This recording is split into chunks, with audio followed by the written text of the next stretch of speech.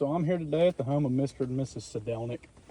Their address is 9314 Bear Creek Road in Sterrett, Alabama. That zip code is 35147. Their State Farm claim number is 0188S as in snake, 690L as in Lima. Today, I'm going to be doing a repair attempt on this wind damaged shingle right here. The reason that there's these brackets next to the arrows is to let you know, hey, the arrow is to let you know this is the one I'll be removing. These brackets here are to let you know these are what I'm going to have to manipulate to remove this shingle. So let's go ahead and get started. I'm going to be using an industry standard flat bar today. The reason being is a roof snake is not made for architectural shingles. Just being pretty gentle with them. I'm not horsing it at all, and I'm not trying to cause any rips or breaks. Just trying to do this the right way. Trying to be pretty careful, but it's also, you know, you're removing a shingle, so you can only be so careful. This one done a lot easier than the other one. So right there, go ahead and start. That's a point of failure, that separation, just from using this. There's another one right there. Second one, this separation, that's a failure. So I'm gonna keep going and we're gonna go ahead and replace this shingle. There's a third one, delamination, that separation, that's a point of failure. So I'm gonna go ahead and keep going though for the sake of the video and just show what a full repair attempt's gonna do to this roof. But doing it the right way. Let's see here. Where's the end of this one?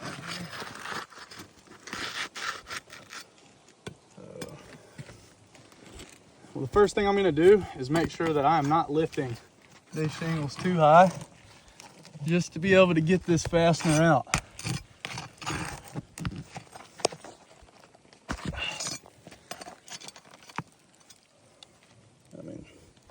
Put them in my pouch. Thank you. Yep.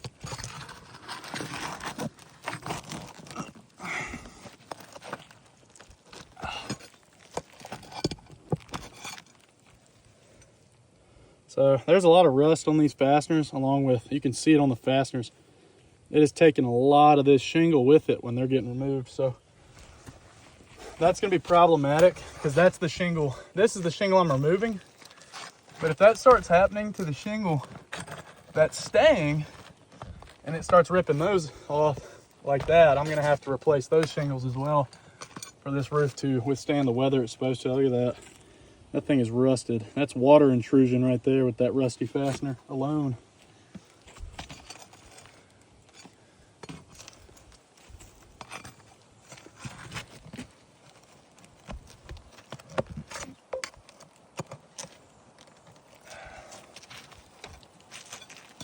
And as you can see, I'm not lifting them too high. There's another one. It's taking more shingle with it. Just bits and pieces here and there. But as you can see, I'm not lifting it too high. Oh, yeah, there's a separation. Oh, I guess this is the one that already separated. So that right there, there's a pull through right here. And I have not even done anything yet. Now I gotta get up under there. See if I can even get to those. I'll come back to it in a second. There's another one. Hadn't even lifted this shingle up yet and it caused a massive tear. The reason that's a problem is because that tear I can no longer go back with a fastener in its general vicinity. The reason being, it will no longer hold up to weather the way it's supposed to. And that just leads to a lot of problems. Let's see if we can get to this. No. There's another pull through. And look how much of that shingle it just ripped off with it. I mean, that's a chunk that just fell down this facet right here.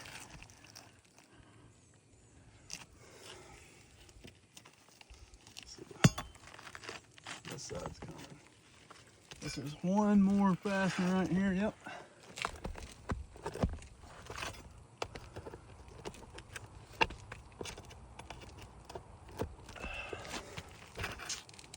Look how rusted that is.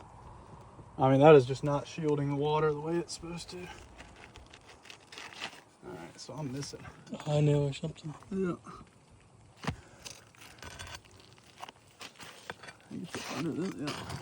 It's up under this one. It's already pre-pulled through. Wow.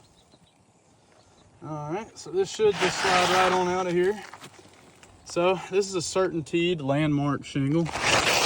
And ITEL came back and said that it was the, there's nothing on the back here, it's just that ID on the front. It said that it was the burnt sienna color. So what I've done is I went out and got the Certainteed landmark burnt sienna. The exact shingle that the ITEL report came back and said was on this roof. So we're gonna go back with it today and see how it goes.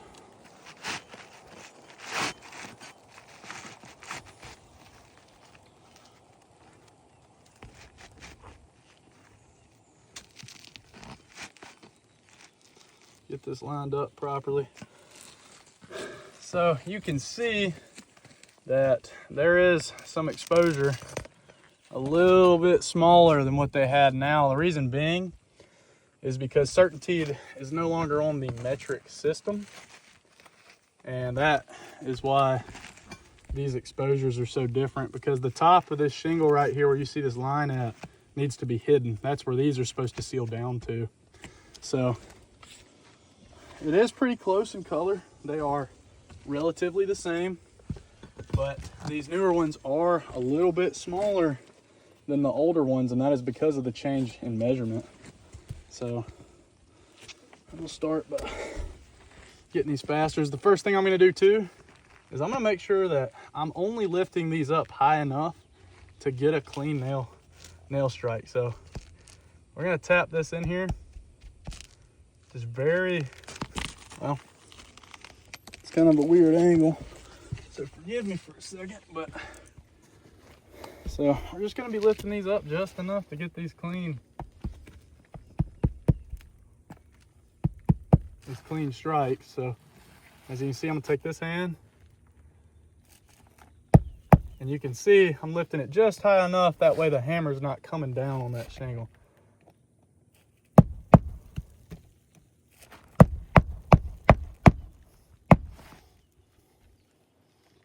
So we're just trying to get that clean strike. And you can already see, look at that, on removal, the formation of this crease right here.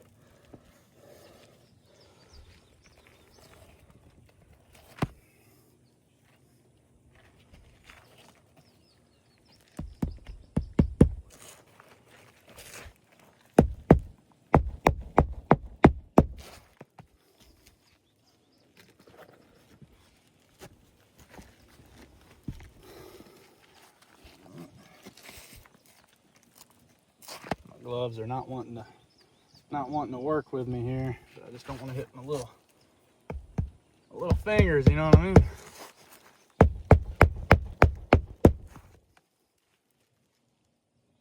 So we're not being too aggressive with it. We're lifting them up just high enough to get that clean strike.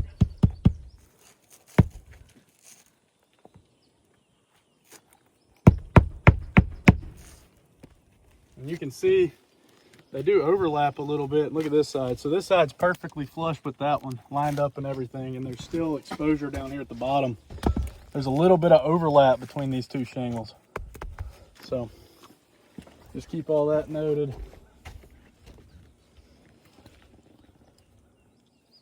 Now we gotta go back and do this top row here, and obviously you can see just from breaking those seals, look how delaminated these are. That's separated, those will never seal back down, and this bottom piece is just going to come right out. So that's going to be a huge problem later on when repairing these shingles.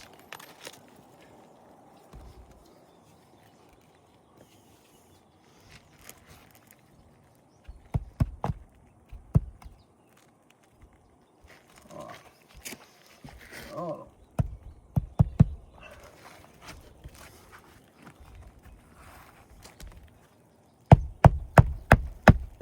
Yeah, you could really see that crease now. Look at that on that shingle below it. Just all across the top. And like I said earlier, that is a big point of failure, along with that delamination.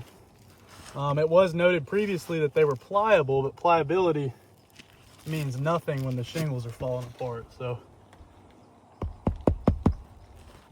and like I said, I'm literally just lifting these up high enough to get that clean strike, and it is completely separated that one.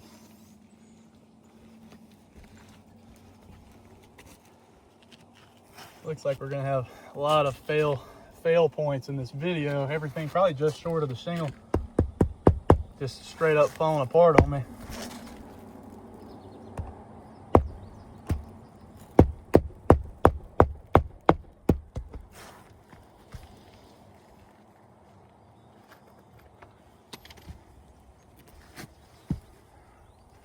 Put this last fastener in here and then take a look at it.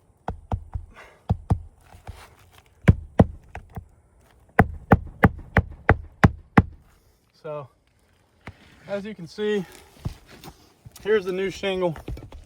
Pick it up and play with it. This is what pliability looks like. No separation, no delamination, no granular loss. If I take my hand across these though, there's a lot of granular loss. And look, wind crease formed across the entirety of this shingle. Delamination and separation here. Look at that. Look at all these granules coming off. And you might ask me, say, hey, why is granular loss a point of failure? Because it no longer is going to shed water the way it's supposed to. And another big thing here, and I just noticed it, but look at this. In this wind print damaged shingle, look at the separation of these two layers. Lifting those up, it completely separated right here. That is super delamination. So what that means is when these start to do this and these teeth fall out, it's already separated up top. This bottom layer is going to come right out. And that is a huge point of failure for this video. So because of all that, and especially, I mean, you can really see it. Look at where if I lift this up, you can see I can fit my finger in that. That's complete separation right there. So because of all that, I'm going to have to call this repair attempt a fail and ask that you please review this due to the wind damage and the delamination to not only this shingle, but that's super big part failure right there. So thank you for reviewing this. Have a blessed day.